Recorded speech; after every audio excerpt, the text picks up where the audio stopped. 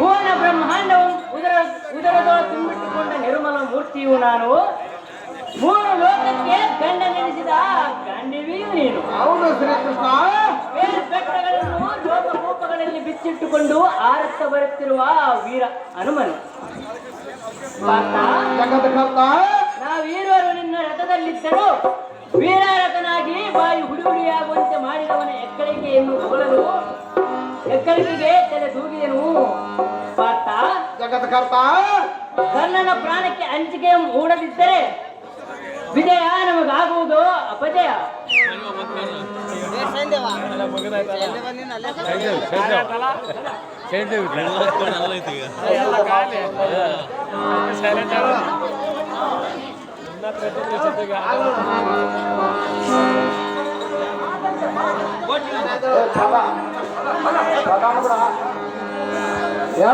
ಹೀನ ಜಾತಿಯ ಕರ್ಣ, ಭ್ರಷ್ಟ ಜಾತಿಯ ಹತ್ರ ಭ್ರಮಣ ಬಂದಿದ್ದ ನನ್ನ ಮೈಯ ಉಪ್ಪಿಸಿಕೊಂಡು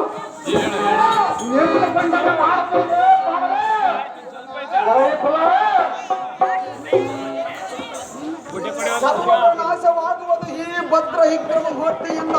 ಸ್ವಲ್ಪ ತಾಯಿನ ಬಂಡ ರೌದ್ರ ರಸದ ಗಟ್ಟಿ ಕೋಪಾಗ್ನಿ ಎಮ್ಮೆಟ್ಟಿ ಸಿಟ್ಟಿನಲ್ಲಿ ಇರುವ ಪಾರ್ಥನ ಕೈಯಲ್ಲಿ ಹೋಗಂದು ನಿನಗೆ ಹೆಸರಿಟ್ಟು ಕೋಳಿ ಸಂಜೆ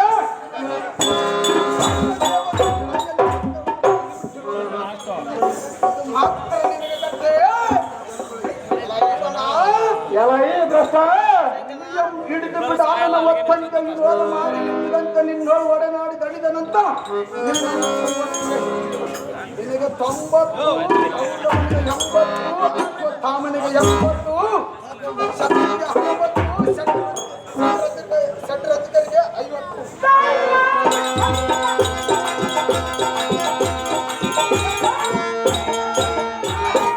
ಇನ್ನು ಉಳಿದ ವೀರರಿಗೆ 40, 20, 5, 4 ಇಂಥ ಅಕ್ಷಯ ಬಾಣ ಪ್ರಯೋಗ ಮಾಡಿ ಹೊಡೆಯುವನು ಬಂಡ ಗಗನಾಂತರಕ್ಕೆ ಆರಿಸಿ ನೋಡೋ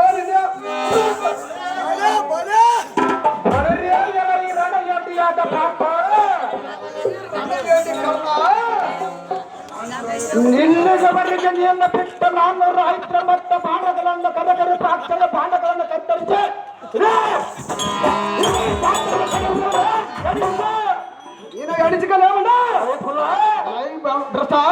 ಊಳುಟ್ಟ ಭವ್ಯ ಆ ಆಟ ಗೋಧಿ ಇರುವ ಆಡಿದಂತೆ ನಿರ್ಮ ಮಟ್ಟಿಗಳು ನಿರ್ಪ ಬಾಂಡಗಳೆಲ್ಲ ಹಾಳ ಮಾಡಿದರು.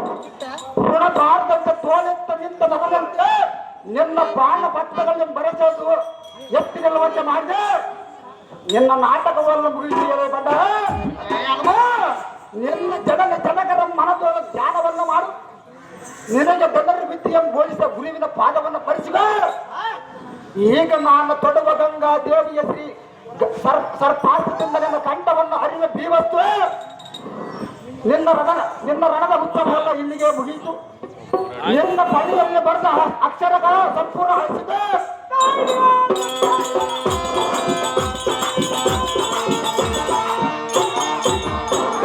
ನಿನ್ನ ವಿಜಯ ಮತ್ತು ಮಾಡಿದ್ದು ಬರಲಾಯಿತು. ಅರ್ಜುನ ಭಾಷ ಜನಪದ ಸಭ್ಯ ಜಾತಿಯ ಬೆನ್ನಿಗೆ ಜನರ ಬಾಯಿ ಒಳಗೆ ಇಲ್ಲದಂತಾಯಿತು. ಈಗ ಕಂಡದವರಿಗೆ ತಟ್ಟರ ಕಂಡವನ್ನು ಅರಿವ ಎಂದು ಹೇಳುತ್ತವೆ. ಈ ಬಾಣದ ಪಂಥಕ್ಕೆ ಸೌರ್ಯವಂತನಾದರೆ ನಿಂತುಕೊಳ್ಳದ ಪ್ರಾಂತ ಆಗಿದೆ ನಿನ್ನ ಜನ್ಮದಲ್ಲಿ ಯಾಕೆ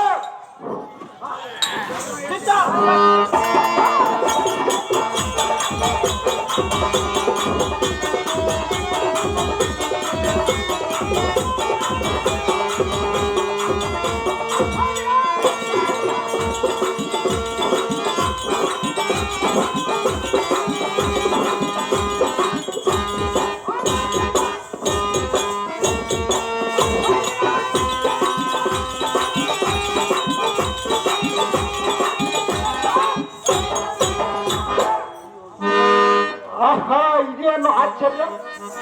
ಕಂಠದವರಿಗೆ ದೊಡ್ಡರ ಕಂಠವನ್ನು ಅರಿಯುವ ಎಂದು ಹೇಳಿದ ಉಗ್ರಾಸ್ತ್ರವೇ ಉಗ್ರಾಸ್ತ್ರವನ್ನು ತಿರುಗಿ ಅರ್ಜುನನ ಮೇಲೆ ಕಿರೀಟ ಮಾತ್ರ ಕಿತ್ತುಕೊಂಡು ಆರ್ಭಟಿಸುತ್ತ ಹೋಗಿ ತನ್ನ ಮುಕಟವನ್ನು ಬೀಸಾಡಿ ಮತ್ತೊಂದು ತಿರುಗಿ ಸೇರಿ ಎನ್ನಂ ಸೇರಿ ಮತ್ತೊಂದ ತಡು ಎನ್ನುವುದಲ್ಲ. ಶ್ರೀಕೃಷ್ಣನ ಕಪಟವನ್ನು ಎಸಗಿರುವಲ್ಲ. ಈ ಸಾರಿ ಅರ್ಜುನನ ಹತಳ ಪಾಠ ಅಡಗಿದ್ದರೆ ಸೋತಿಸಿ ಶಿರವನ್ನು ಅರ್ಥ ಬರುವುದೊಂದು ಒತ್ತಿ ಬೇಡಿಕೊಳ್ಳುತ್ತಿರುವುದಲ್ಲ. ಇದಕ್ಕೆ ನಾನೇನು ಮಾಡಲಿ? ದೊಡ್ಡ ಬಾಣವನ್ನು ತೊಡುವುದನ್ನು ಎತ್ತ ಮಾತಿಗೆ ವಚನ ಕೊಟ್ಟಿರುವನ ವಚನ ಭ್ರಷ್ಟನಾಗಿ ಬಾಳುವುದಕ್ಕಿಂತ ಈ ಕಲಿ ಕಣ್ಣಾಗದು. ಅಯ್ಯೋ ಸರ್ಪಾಸ್ತ್ರವೇ, ನೀನೆಷ್ಟು ಬೇಡಿಕೊಂಡರೂ ನಿನ್ನಷ್ಟು ಮಾತ್ರಕ್ಕೆ ಮುಟ್ಟುವುದಿಲ್ಲ. ಕುಂಡು ಮಾಡಿ ಆಚೆಗೆ ಬನ್ನಿ ಹೋಗೇ ಸರ್ಪಾಸ್ತ್ರವೇ.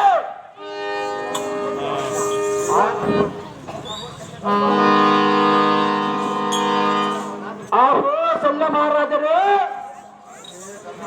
ಎತ್ತ ಮಾತಿಗೆ ಮಾತು ಕೊಟ್ಟಿರುವನು ಮಾತು ತೊಟ್ಟು ಘಾತಕನಾಗಿ ವಾಸ ಮಾಡುವುದು ಈ ಕಲಿಕರನ್ನಾಗುವುದು. ನಿನಗೆ ನಂಬಿದ ಕೌರವನ ಮೇಲೆ ಪ್ರೀತಿಯಿದ್ದರೆ ಸೂತನಾಗಿ ಕಡೆಗಾಣಿಸು. ಇಲ್ಲದಿದ್ದರೆ ನೀನು ಬಿಟ್ಟು ಹೋದರೆ ಎಷ್ಟು ಮಾತಕ್ಕೆ ನಾನು ಪಾತ್ರವನ್ನು ಕೊಡುವುದಿಲ್ಲ. ಕೌರವನ ಮಾವ ವಾದಿಸುವ ತರವಲ್ಲ. ಕೌರವನ ಮಾವ ನೋಡಿ ಎನ್ನ ಪರಾಕ್ರಮ.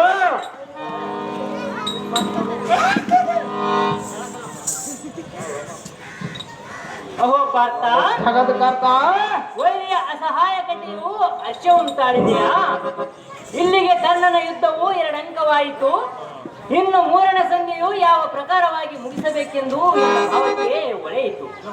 ಅಹೋ ಪಾರ್ಥ, ಕರ್ಣಕ್ಕೆ ಸೂರ್ಯನಾರಾಯಣನು ಕರ್ಣನಿಗೆ ಪ್ರೇಮದಿಂದ ನೀಡಿರುವ ಅಮೃತ ಕಳಸವು ಕವಚ ಕುಂಡಲವು. ಈ ಒಂದು ವಸ್ತು ಅವನಲ್ಲಿ ಗಟ್ಟಿಯಾಗಿ ಇರುವವರೆಗೂ ಅವನು ದಿವಂಗತನಾಗಲಾರ. ಅದಕ್ಕಾಗಿ ನಾನು ಬಡ ಬ್ರಾಹ್ಮಣನ ವೇಷವನ್ನು ಧರಿಸಿ ಕರ್ಣನಲ್ಲಿಗೆ ಹೋಗಿ ಕವಚ ಕುಂಡಲ ಅಮೃತ ಕಳಸವನ್ನು ದಾನವಾಗಿ ಕೇಳುವೆನು.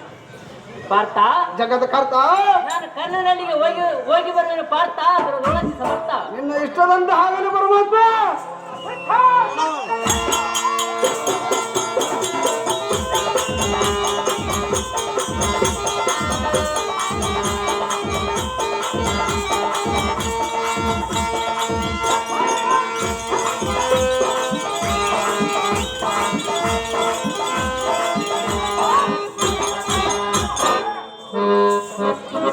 ಧನ್ಯನಾದನ ದೇವ ಬ್ರಾಹ್ಮಣ ತೊಡರೆ, ಧನ್ಯನಾದನು. ನಿನಗೆ ಯಾವ ವಸ್ತು ಬೇಕು ಕೊಡೋರಿ ಸ್ವಾಮಿ, ನಿಶ್ಚಿಂತ ಬಾಯಿ ಕೊಡಿದನು. ವೀರಾಗ್ರೇಶ್ವರನಾದ ಕರ್ಣ, ಆಹೋ ಬ್ರಾಹ್ಮಣೋತ್ತಮರೇ, ನಿನ್ನ ಕಪಾಲ ಭಾಗದಲ್ಲಿ ಪ್ರಜ್ವಲಿಸುತ್ತಿರುವ ಕವಚ ಕುಂಡಲವು ಅಮೃತ ಕಳಸವು. ಈ ಒಂದನ್ನು ಅರಿತು ಮತ್ತೇನು ಕೇಳುವುದಿಲ್ಲ. ಕೊಡುವೆಯಾ ಕರ್ಣ ಭುವನವನ್ನ? ಮಾಯ ಕಾರ ಕಪಟನಾದ ಕೃಷ್ಣ, ಕರ್ಣ, ದಾನ ಧರ್ಮ ತ್ಯಾಗದೋಳು ಈ ಕಲಿ ಕರ್ಣ ಬಡವರಲ್ಲ. ಇದು ನೀನು ಬೇಡಿದಂತ ಕರ್ಣ ಕುಂಡಲ ಅಮೃತ ಕಳಸಗಳನ್ನು ನಿಚ್ಚಿಂದೇ ವಾಯು ಕೊಡಿವೆನು. ಈ ಕಲಿ ಕರ್ಣನಿಗೆ ಪ್ರಾಣಕ್ಕಿಂತಲೂ ದಾನಗಳ ಬಗೆದು ಬಲ ಬಲ ಕರ್ಣ, ತೆಗೆದುಕೊಳ್ಳಲು ಸ್ವಾಮಿ ಸಜ್ಜನ ಪ್ರೇಮಿ. ಬಲ ಬಲ ಕರ್ಣ. ಆಹೋ ಬ್ರಾಹ್ಮಣೋತ್ತಮರೇ, ನಿನ್ನ ದಾನಕ್ಕೆ ತ್ಯಾಗಕ್ಕೆ ನಾನು ಮೆಚ್ಚಿದೆ. ನಿನ್ನಂತ ದಾನಿಯು 3 ಲೋಕದಲ್ಲಿ ಯಾರು ಇಲ್ಲ ಎಂದು ಸೂರ್ಯಚಂದ್ರರಿರುವವರೆಗೂ ನಿನ್ನ ಹೆಸರು ಬಿರುದಾಂಕಿತವಾಗಿರಲೆಂದು ಆಶೀರ್ವದಿಸುವೆನು. ಕೀರ್ತಿಶಾಲಿಯಾಗು ಕರ್ಣ. ಆಗಲಿ ಬ್ರಾಹ್ಮಣೋತ್ತಮರೇ.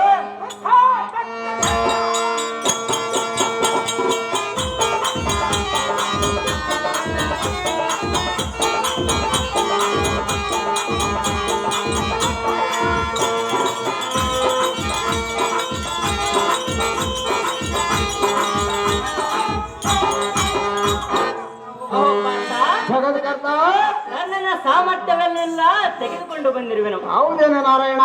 ಅರ್ಜುನ, ಜಾಗ್ರತೆಯಿಂದ ಆರಿಸೋ ಕರ್ಣನ ಪ್ರಾಣ. ಆಹೋ ಲಕ್ಷ್ಮೀಕಾಂತನೇ,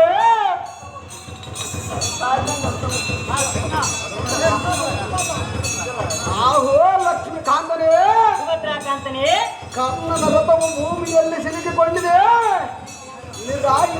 ನಿರಾಯುಧನಾದ ಕರ್ಣನ ಮೇಲೆ ಬಾಣ ಪ್ರಯೋಗ ಮಾಡುವುದು ಹಾ.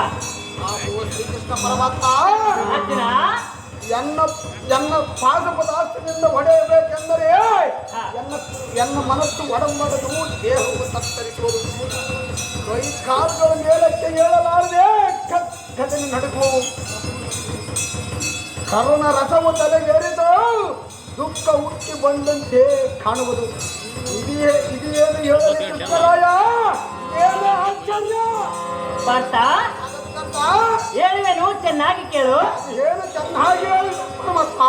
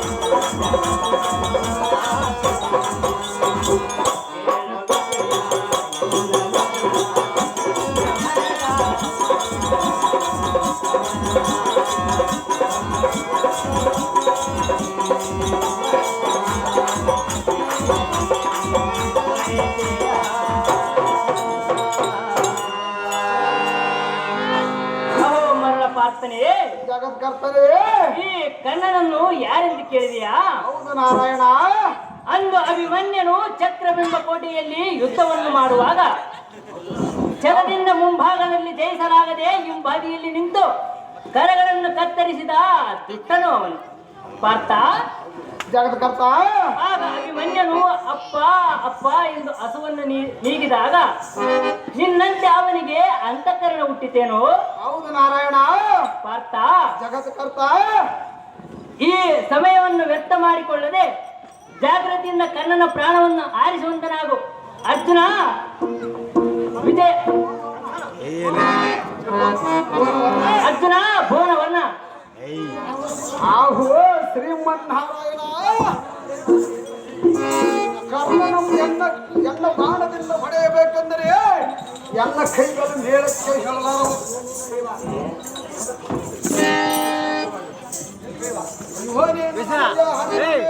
ತಮ್ಮನೇ ಅಥವಾ ಬಂಧುವೇ ಅಥವಾ ಸಮಯದಲ್ಲಿ ನಿನ್ನ ಕಪಟವನ್ನು ತೋರದಿರು ನಾರಾಯಣ.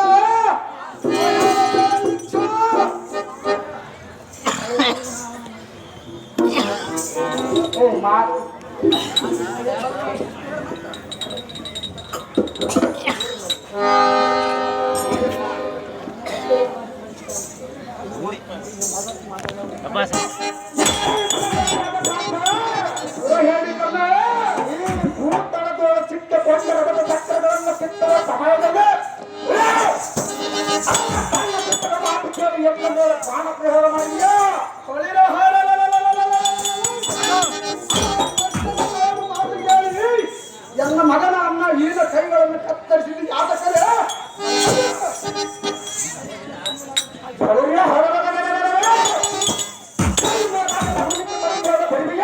ರಾಜವಾಗಿ ಬರುವನೇ ವರ್ಷ ಮೂರು ಲೋಕದಲ್ಲಿ ಕಂಡ ಎಂಬ ಬಿರುದು ನಿಮಗೆ ಸಾಲುತ್ತದೆ. ಎಲೈ ಬೃಹಗಳೇ, ಎಲೈ ಬುದ್ಧಿಗಳೇ, ಜಾಗೃತಿಯಿಂದ ಯುದ್ಧಕ್ಕೆ ಸಿದ್ಧನಾಗಿ ಬಂದೆ.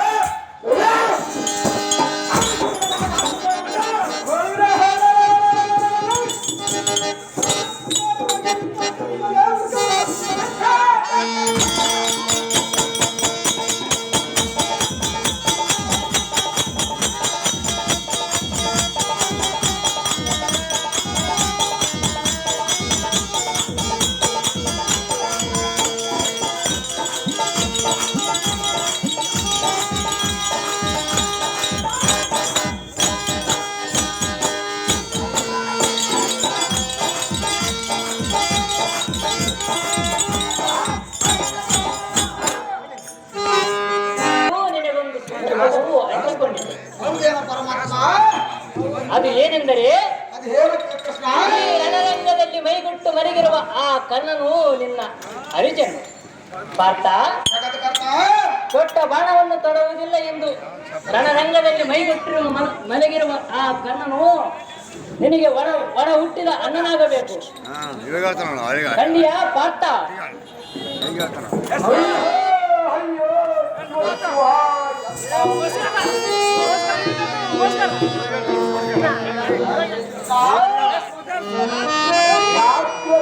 ಅಣ್ಣನ ಕಡೆಗೆ ಹೋಗೋಣ ನಡಿ ಕೃಷ್ಣ.